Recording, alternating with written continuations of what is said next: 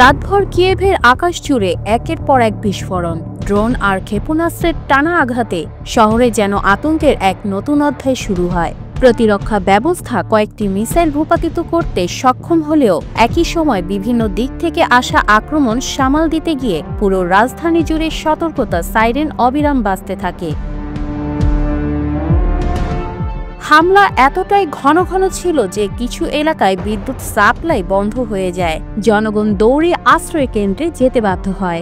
ইজভিয়াতশিনস্কি, দিনিপ্রোভস্কি ও পূর্বাঞ্চলীয় কয়েকটি জেলায় বিস্ফোরণের শব্দ কয়েক মিনিট অন্তর অন্তর শোনা যেতে থাকে। আগুনের গোলা এবং কালো ধোঁয়ার স্তম্ভ দেখে স্থানীয়রা ধারণা করেন এই হামলা ছিল আগের তুলনায় বেশি লক্ষ্যভিত্তিক এবং সমন্বিত। এদিকে দক্ষিণ রাশিয়ার ইউক্রেনের পাল্টা ড্রোন হামলায় আবাসিক ভবন ক্ষতিগ্রস্ত হয় এবং হতাহতের ঘটনাও ঘটে।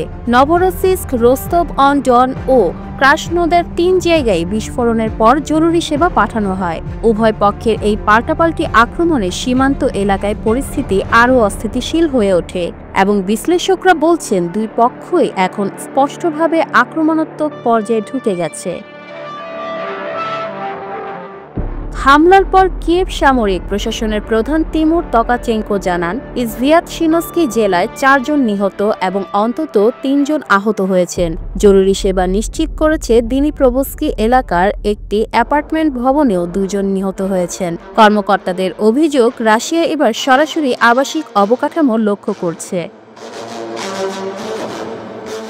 ঠিক এই উত্তেজনার মধ্যে ইউক্রেন ও যুক্তরাষ্ট্র যুদ্ধবিরতির একটি নতুন খসড়া নিয়ে আলোচনায় বসেছে। তবে খার্কিভের বাসিন্দারা বলছেন, টেবিলে যা লেখা হয় বাস্তবে তার উল্টো ঘটে।